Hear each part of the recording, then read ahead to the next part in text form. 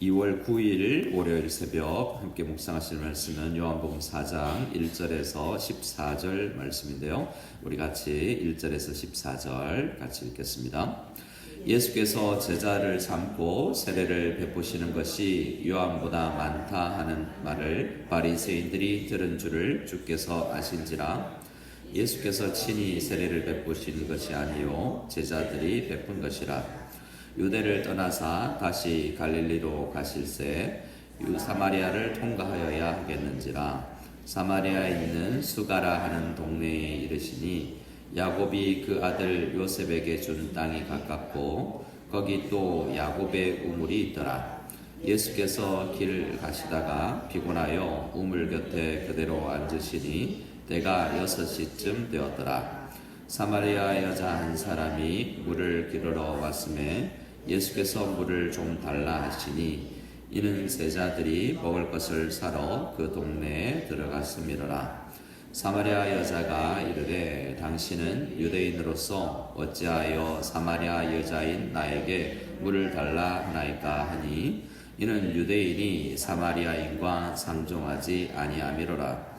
예수께서 대답하여 이르시되 내가 만일 하나님의 선물과 또 내게 물 좀 달라 하는 이가 누구인 줄 알았더라면 내가 그에게 구하였을 것이요 그가 생수를 내게 주었으리라.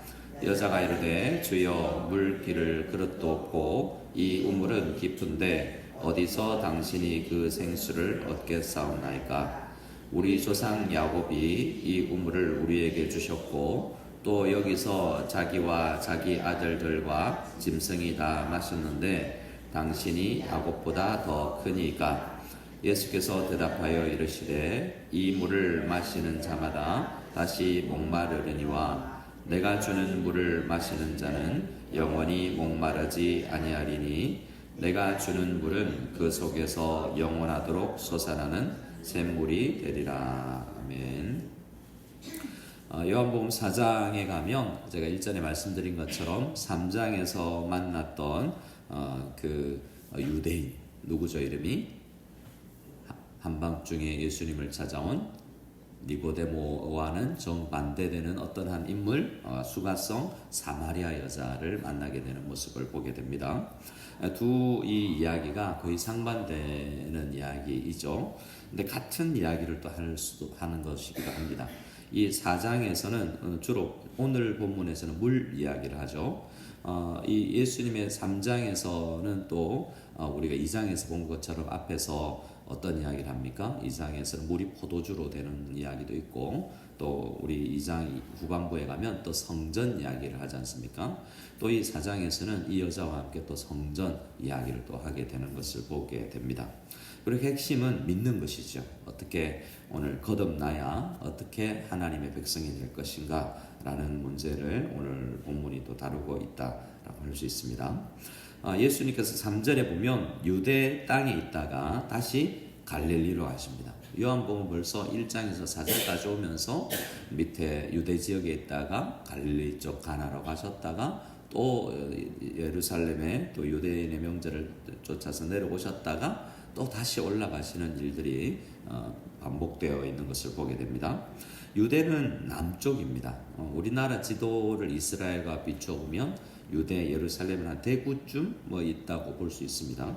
근데 이제 통과하여서 갈릴리로 가려면 갈릴리는 평양 이렇게 위에 있는 북쪽에 있는 적어도 서울 이런 땅인 것이죠. 그럼 우리나라 지도를 좀 익숙하면 대구에서 서울로 간다라고 생각하면 경부선을 타고 쭉 올라가거나 또 여러 방법이 있죠.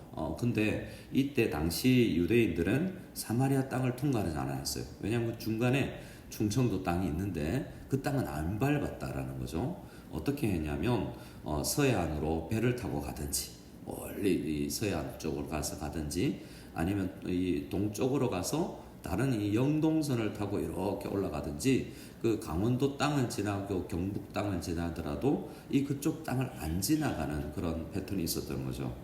근데 그렇게 가려면 굉장히 어려워요. 사마리아 땅으로 질러가면 굉장히 수월하게 갈 수 있는데 동쪽으로 가서 요단강을 건너서 가려면 우리가 평범한 지도를 보면 평평해 보이지만 다시 골짜기를 내려갔다가 예루살렘에서 밑으로 쭉 내려와서 강을 건너서 또 골짜기로 올라와서 한참 올라가는 불편한 길을 선택하거나 배를 타고 또 이렇게 왜 서쪽으로 가거나 하는 굉장히 어려운 길을 선택해서 유대인들은 이 북쪽에 있는 갈릴리로 갔단 말입니다.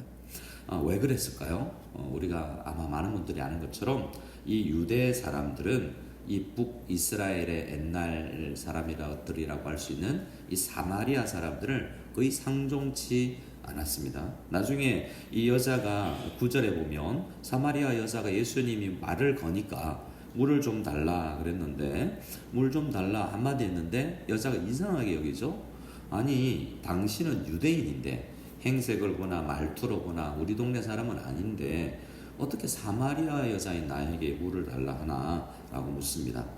우리나라도 조선시대만 되고 오래전만 해도 남녀 7세 부동석이라서 남녀 사이에 유별해서 이렇게 말을 잘 걸지 않은 것과 더 심하게 전혀 이렇게 상종하지 않는 부류의 사람들이었다는 것입니다.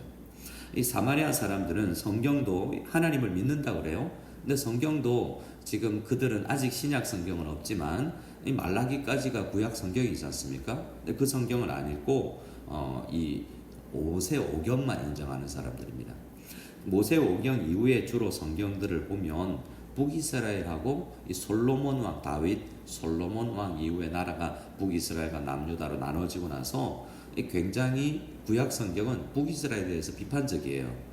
그렇지 않습니까? 북이스라엘에는 또 열왕기를 보면 선한 왕이 하나도 없다고 그러고 좀 불리한 성경들이 많죠. 여러 가지 이유로 사마리아 사람들은 모세오경만 이야기한 겁니다. 오늘 그래서 여기 보면 야곱의 우물, 야곱 이야기라는데 야곱은 창세기에 나오는 사람이잖아요. 지금 선지서나 열왕기나 사무엘서 가지고 이야기하는 게 아니에요. 모세오경 가지고는 이야기를 합니다.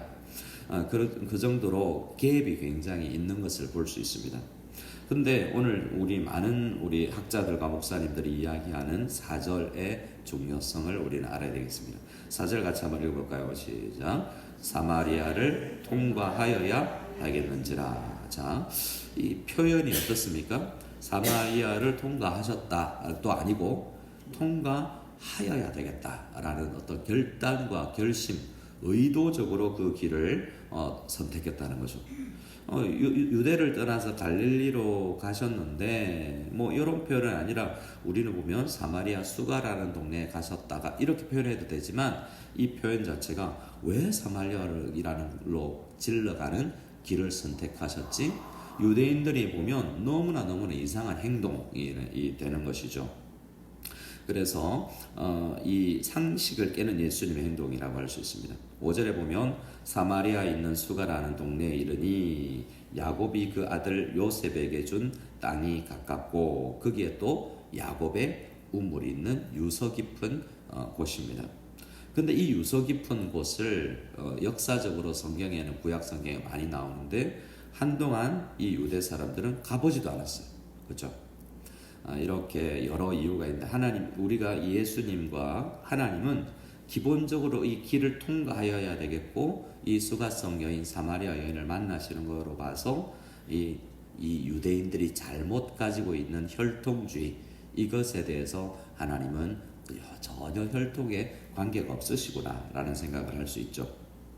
유대인들은 태어나는 이 혈통의 문제, 이 니고데모와의 밤의 이야기를 생각해 보시기 바랍니다. 니고데모는 엄마 뱃속에서 유대인으로 태어난 거. 대부분의 유대인들은 나는 사도 바울조차도 그런 혈통을 굉장히 유대인 중에 유대인, 바리새인 중에 바리새인이라고 자기를 자랑할 정도로 혈통을 굉장히 중요하게 생각했는데 이 사마리아 사람들은 북이스라엘이 주변 나라들과 결혼을 해서 혼혈이 많이 되어 있었고 국가적인 어려운 일을 통해서도 그런 혼혈이 있었습니다. 우리나라에 욕처럼 사용되는 그 말들이 있죠. 환향여자, 환향녀라는 것은 다시 고향으로 돌아온 여자이지 않습니까? 전쟁이 나서 포로로 끌려갔다가 다시 돌아왔는데 동네에서 받아주지 않습니다. 왜요? 너 어떻게 가서 몸을 어떻게 굴렸다가 굉장히 가슴 아픈 피해자인데도 그거 우리나라도 혈통이나 이런 굉장히 외국인과 몸을 섞는 이런 것들에 대해서 중요하게 생각했던 우리나라는 그런 걸 받아들이지를 못했었죠. 근데 성경은 그런 혈통도 뛰어넘고 우리 창세기부터 아브라함을 주님께서 선택하신 이유도 땅의 온 민족이 너로 인하여서 복을 받을 것이다라는 것은 모든 땅과 분열과 민족이 복을 받아야 한다라는 것에 이야기하지 않습니까? 그 일에 지금 이스라엘 이 야곱의 후손들 남유다 사람들이 부르심을 받았는데 제한을 두고 있는 거죠. 저 사람은 아니고 이 사람은 되고 이러한 편가르기와 이런 것들을 우리는 생각해야 됩니다.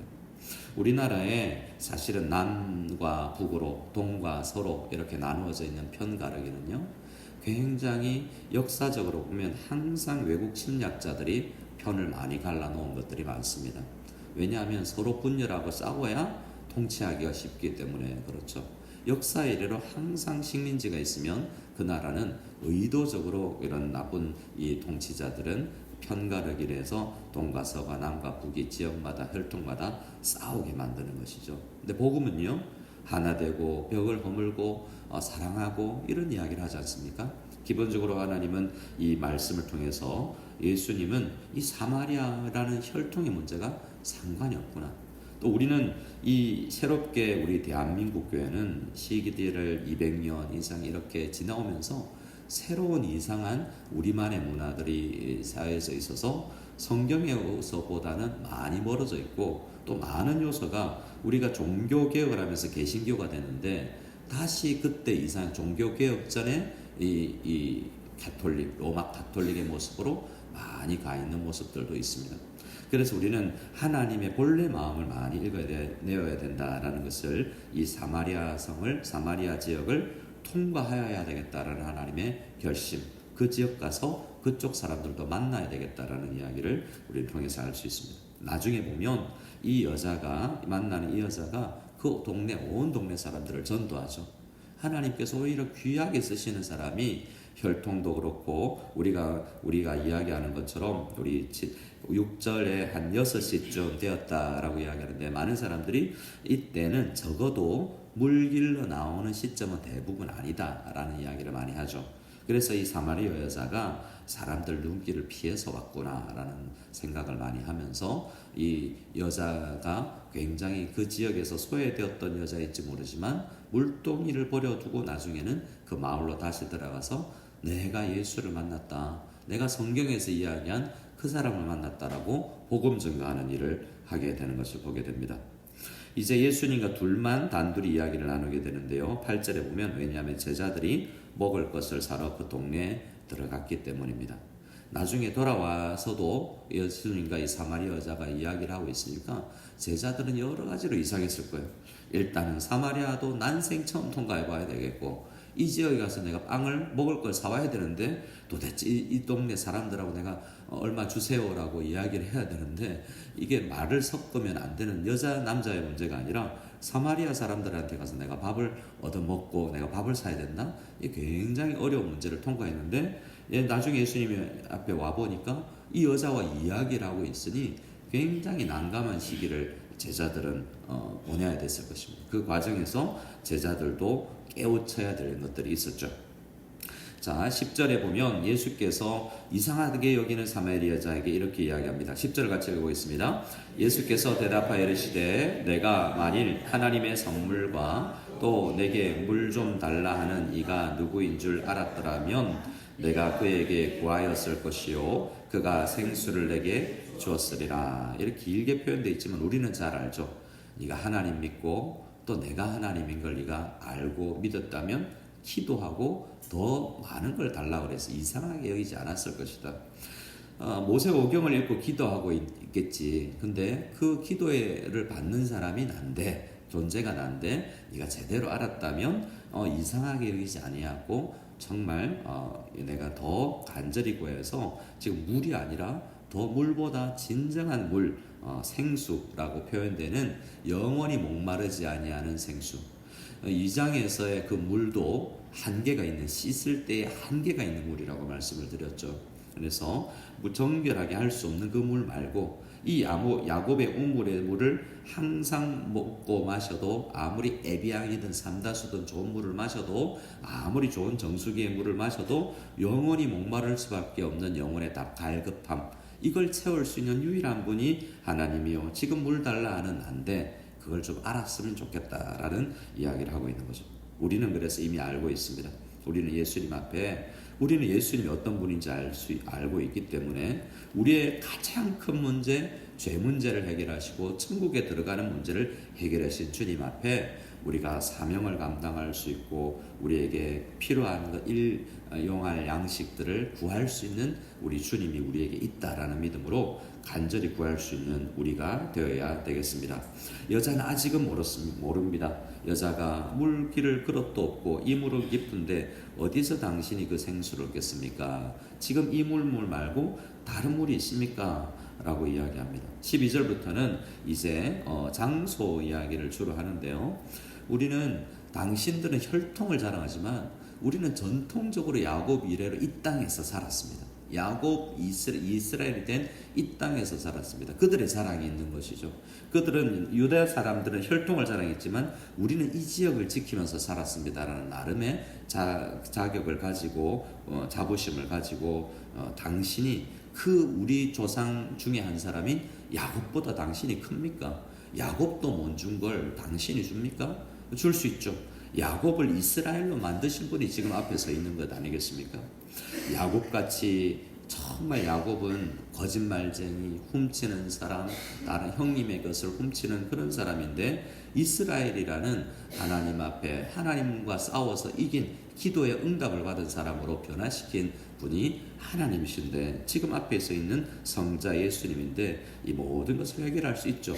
모르니까 지금 구하지 못하고 있는 것입니다. 근데 그 여자에게 이제 답을 해줍니다. 13절 14절입니다. 우리도 사실은 구원받고 나서도 또 다른 영혼의 갈급함이 여전히 죄악된 몸을 아직은 우리가 이 땅에서는 가지고 있고 세상의 영향을 받기 때문에 또 갈급함을 느낄 수가 있는데, 이 아침에 예수님의 말씀을 듣고 하나님, 허하고 갈급한 우리의 영혼을 또 우리가 들렸던 찬송처럼 주님 채워주시옵소서 간절히 기도하며 나아가는 이 새벽이 되길 원합니다. 13절 14절 읽겠습니다. 예수께서 대답하여 이르시되 이 물을 마시는 자마다 다시 목마르려니와 내가 주는 물을 마시는 자는 영원히 목마르지 아니하리니 내가 주는 물은 그 속에서 영생하도록 솟아나는 샘물이 되리라. 아멘. 예수님께서 주는 물, 그 물이 뭔지 우리가 좀 맛보아야 되겠습니다. 우리가 찬송가 309장을 드리면서 목마른 내 영혼, 주가 이미 허락한 그 생명수, 영생수를 오늘도 갈망합니다 라고 기도하며 나아갈 때 정말 간증할 수 있는 영광의 물결이, 엄청나게 큰 물결 위를 덮어서 내 영혼이 기쁨이 넘쳐납니다 라는 고백을 할 수 있도록 환경을 뛰어넘는 간절한 고백과 간증들이 우리에게 넘쳐나는 이러한 고백을 할 수 있는 은혜가 우리에게 넘쳐날 수 있기를 간절히 소원합니다. 우리 아멘.